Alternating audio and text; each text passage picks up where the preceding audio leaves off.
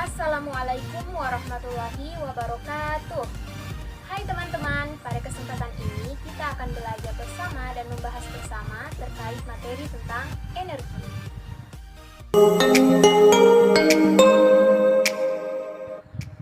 Nah, apa sih itu energi?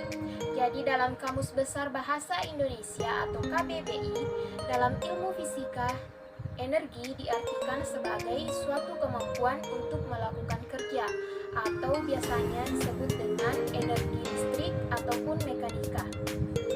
Nah, secara umum, energi biasa diartikan sebagai tenaga yang dimiliki untuk melakukan suatu kegiatan.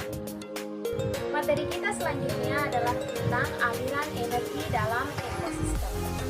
Aliran energi dapat diartikan sebagai suatu urutan perpindahan bentuk energi yang satu ke bentuk energi yang lainnya. Aliran energi hanya terjadi satu arah, oleh karena itu dalam aliran energi tidak terdapat siklus energi. Aliran energi dalam ekosistem dimulai dari sinar matahari, produsen, lanjut pada konsumen, dan sampai pada pengurai. Aliran energi di darat contohnya yaitu sinar matahari, tanaman sawi, ulat, dan burung elang hingga pengurai. Aliran energi di perairan contohnya yaitu fitoplankton, ikan kecil, dan hiu. Aliran energi dan materi dapat terjadi apabila terdapat proses atau tindakan makan dan dimakan antara komponen biotik dalam ekosistem. Dalam hal ini artinya terjadi perpindahan materi dan energi antara makhluk hidup yang satu dengan makhluk hidup yang lainnya. Sebagai contohnya dapat dilihat pada gambar berikut ini.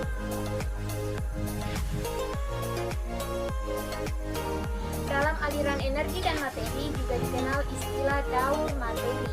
Dalam hal ini, daur materi dapat diartikan sebagai suatu perpindahan atau perubahan materi yang terjadi dalam suatu rantai makanan.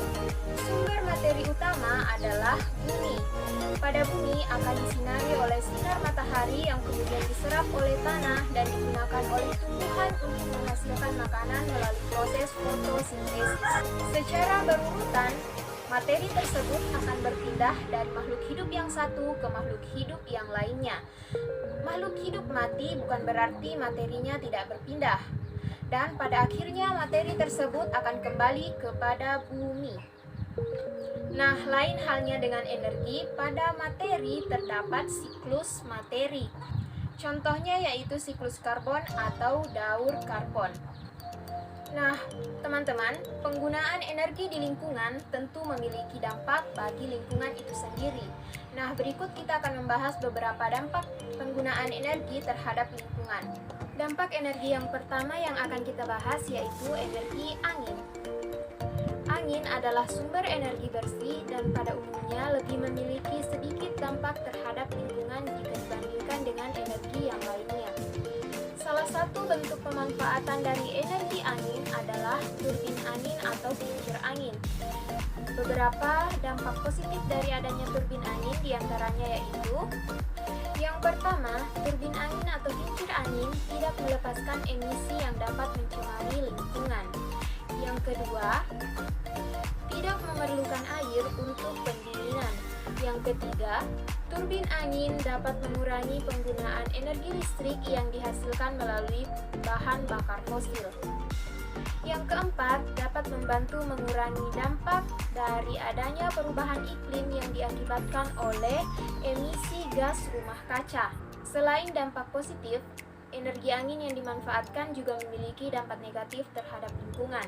Yang pertama yaitu beberapa turbin angin biasanya mengalami kebocoran dan bahkan bisa terbakar.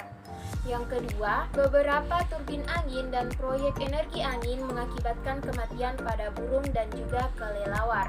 Yang ketiga yaitu proses pembangunan turbin angin yang pada prosesnya itu salah satunya memerlukan semen sebagai fondasi yang di dalamnya bisa saja menggunakan bahan bakar fosil. Selanjutnya yaitu dampak dari energi surya. energi surya dimanfaatkan pada panel surya. Adapun dampak dari panel surya, dampak positif yang pertama yaitu dalam penginstalan panel surya menggunakan biaya yang murah dan juga cara perawatannya cukup mudah. Yang kedua, dapat menghasilkan listrik yang cukup untuk kebutuhan rumah tangga. Nah, yang ketiga yaitu energi matahari secara tradisional telah dimanfaatkan oleh manusia, misalnya untuk mengeringkan pakaian dan juga mengeringkan bahan makanan. Adapun dampak negatif dari pemanfaatan energi surya, yang pertama yaitu bahan-bahan yang digunakan dalam panel surya akan menjadi sampah dan dapat mencemari lingkungan apabila tidak diolah dengan sebaik-baiknya. Nah, yang kedua yaitu komponen-komponen dalam panel surya merupakan logam yang harus ditambang. Nah, apabila kebutuhan panel surya semakin banyak, maka proses atau kegiatan pertambangan akan semakin banyak pula, sehingga mengurangi lahan tanah yang subur yang ada di permukaan bumi. Dampak selanjutnya yaitu pantulan cahaya matahari dari panel surya dapat membahayakan makhluk hidup, dan juga karena adanya panel surya sehingga sinar matahari yang diserap oleh tanah menjadi berkurang. Dampak yang keempat yaitu dapat mengurangi ketersediaan air tanah dan juga air permukaan yang ada.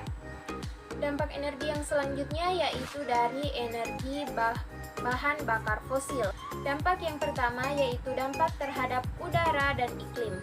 Selain menghasilkan energi, pembakaran bahan bakar fosil juga menghasilkan gas karbon dan juga sulfur, di mana gas ini dapat mencemari lingkungan, yakni pada pencemaran udara. Hal ini dapat mengakibatkan terjadinya hujan asam, smog, dan pemanasan global. Dampak yang kedua yaitu dampak terhadap perairan. Dampak terhadap perairan.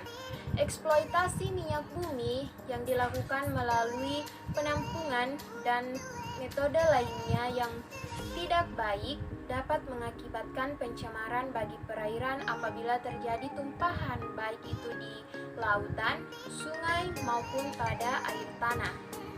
Selanjutnya yaitu dampak terhadap tanah. Dampak terhadap tanah dapat dilihat salah satunya pada pertambangan batu bara. Pada proses pertambangan batu bara, di mana diketahui bahwa batu bara itu berada di daerah yang memiliki tanah yang subur, sehingga apabila tanah yang subur ini digunakan sebagai lahan pertambangan batu bara, maka tanah tersebut atau lahan tersebut tidak dapat digunakan sebagai lahan pertanian ataupun hutan. Nah, teman-teman, apabila kita menggunakan energi, tentu kita harus belajar untuk menghemat energi. Beberapa cara yang dapat dilakukan untuk melakukan penghematan energi dapat kita lakukan yaitu yang pertama, menggunakan lampu yang hemat energi. Yang kedua, mematikan semua peralatan elektronik yang tidak digunakan. Yang ketiga, mendesain rumah dengan ventilasi dan penerangan cahaya alami yang cukup. Yang keempat, menggunakan air secukupnya. Yang kelima, menggunakan fasilitas transportasi umum atau menggunakan kendaraan seperlunya saja. Selanjutnya, memperkenalkan cara-cara penghematan energi kepada masyarakat luas. Nah, cara yang terakhir yang dapat dilakukan yaitu melakukan penelitian guna menemukan energi alternatif yang dapat digunakan dalam kehidupan sehari-hari. Secara keseluruhan, penghematan energi dapat dilakukan melalui 4 pedoman penghematan.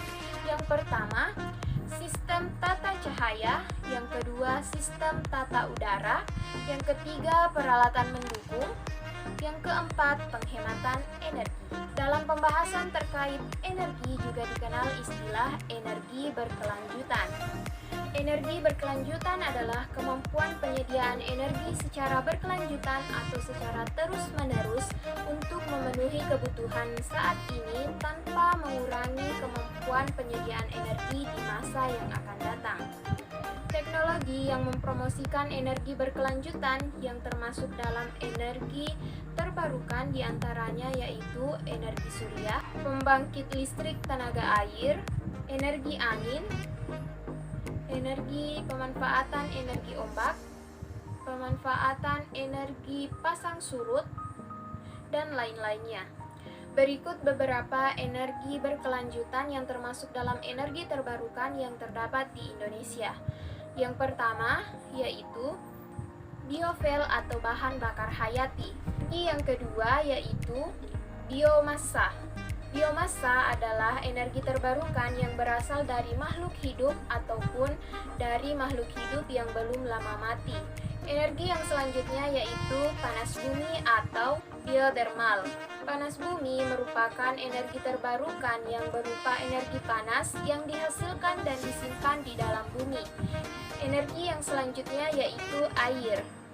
Air merupakan salah satu energi alternatif pengganti bahan bakar fosil yang memiliki dampak positif terhadap lingkungan. Selanjutnya yaitu matahari atau energi surya. Matahari atau energi surya merupakan energi terbarukan yang dihasilkan melalui radiasi dan panas yang dipancarkan oleh sinar matahari. Selanjutnya yaitu gelombang laut. Gelombang laut merupakan salah satu energi terbarukan yang berasal dari naik turunnya gelombang laut. Yang terakhir yaitu energi pasang surut. Merupakan salah satu energi terbarukan yang berasal dari pasang surutnya air laut. Namun di Indonesia energi ini belum terlalu dimanfaatkan. Nah, teman-teman, itulah pembahasan kita terkait dengan energi. Semoga bisa bermanfaat untuk kita semua. Sekian, wassalamualaikum warahmatullahi wabarakatuh.